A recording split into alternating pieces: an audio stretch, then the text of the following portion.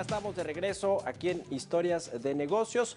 Esta tarde, este día, el IMEF, el Instituto Mexicano de Ejecutivos de Finanzas, pues ajustó el Producto Interno Bruto, la proyección, el consenso que se estima para el PIB, que se prevé crezca 3.5 de forma anual en el 2021, recuperándose de una caída esperada en 9% del 2020, y con ello pues también la actividad aún permanecería alrededor de 5%, la actividad económica debajo de lo que teníamos en el 2018.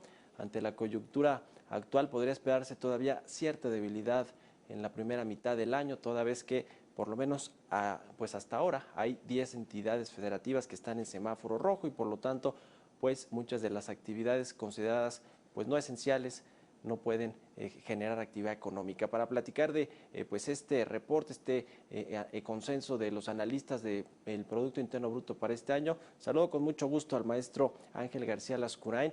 Él es el presidente nacional del IMEF. ¿Cómo estás, Ángel? Muy buenas noches. Hola Mario, buenas noches, gusto saludarte. Pues en las perspectivas para este año, ¿es un rebote técnico o recuperación económica? ¿Cómo lo dirías tú que es lo que vamos a ver este 2021?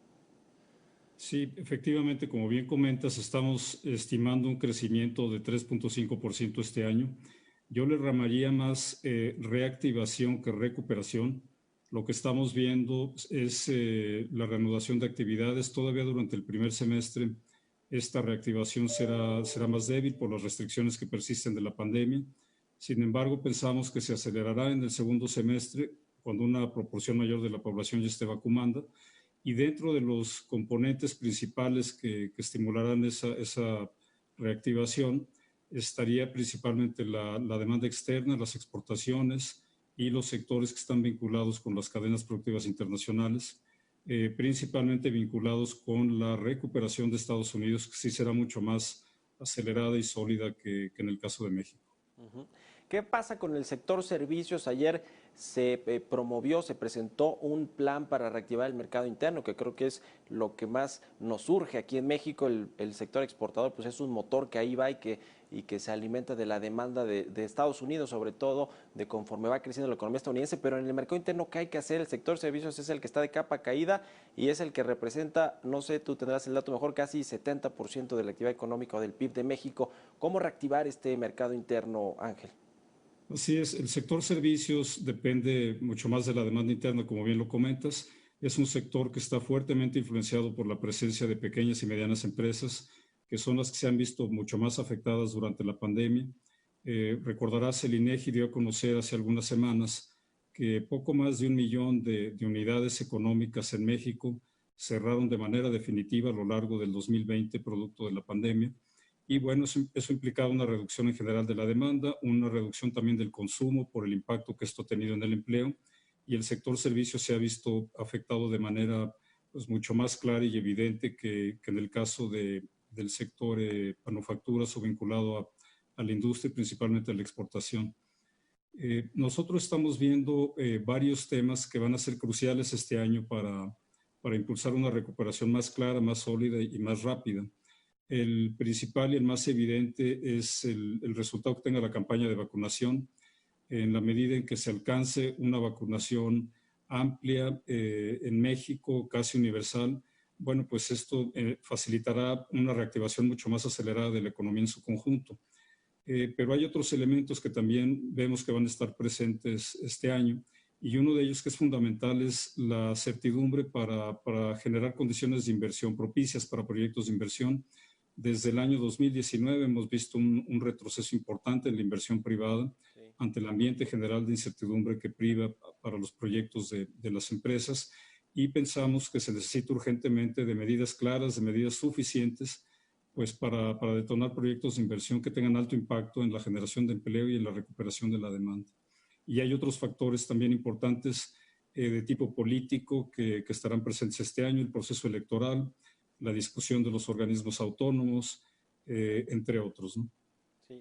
Ahora, el tema del empleo, que también es muy relevante y que de alguna manera pues, nos va a dar la pauta de cómo se está recuperando la actividad económica, cómo se están reabriendo actividades que eran consideradas no esenciales o que están siendo consideradas no esenciales por estos semáforos rojos. Estiman este crecimiento o recuperación de 380,000 empleos para este 2021. Va a haber todavía pues, un déficit respecto de lo que se perdió el año pasado, ¿no? Terminamos con una pérdida de cerca de 650,000 empleos en el 2020, digamos ya haciendo el balance del año, empleos formales, por supuesto. ¿Cómo viene la recuperación en este sector con la reapertura solamente de las industrias y los sectores económicos? Sí, es correcto. El año pasado se perdieron alrededor de 650,000 empleos, pero como bien comentas, son los empleos formales registrados ante el IMSS y bajo esa óptica, bajo esa forma de medición, estimamos una recuperación de poco más de la mitad de ellos a lo largo del año en curso, 380,000, pero el impacto sobre el empleo de la recesión que hemos vivido ha sido mucho más amplio, mucho más profundo.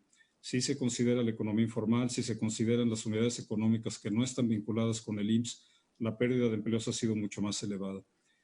Nos parece nuevamente que la acción más inmediata, más contundente para impulsar una recuperación más amplia y más acelerada de los empleos es nuevamente el impulso a la inversión privada. La inversión privada es cerca del 80% de la inversión total en el país, es la gran mayoría, por supuesto, de las unidades económicas dentro de la economía nacional y sería el factor principal para favorecer una recuperación mucho más acelerada.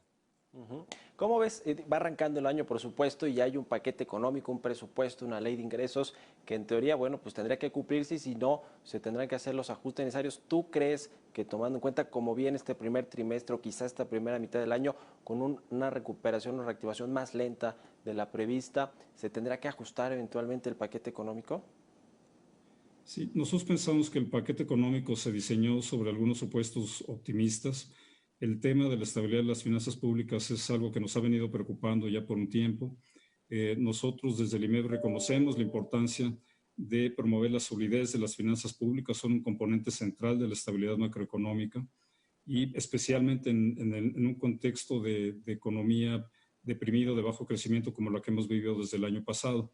En ese sentido, nos parece que los compromisos diversos de gasto público que hay hoy en proyectos de infraestructura, en algunos proyectos de infraestructura, en el fortalecimiento de empresas del Estado, notablemente Pemex, así como en la generación de recursos para programas sociales, limitan en mucho el margen de maniobra del gobierno federal para promover el crecimiento.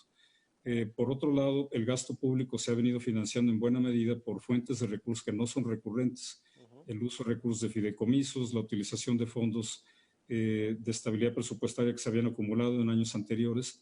Y nos parece que para darle estabilidad al gasto público, a las finanzas públicas en general, se requieren de medidas de fondo que incluyan la ampliación de la base tributaria y básicamente el impulso a un crecimiento económico sostenido que permita al gobierno financiarse por la vía tributaria de manera sostenida. Ujú.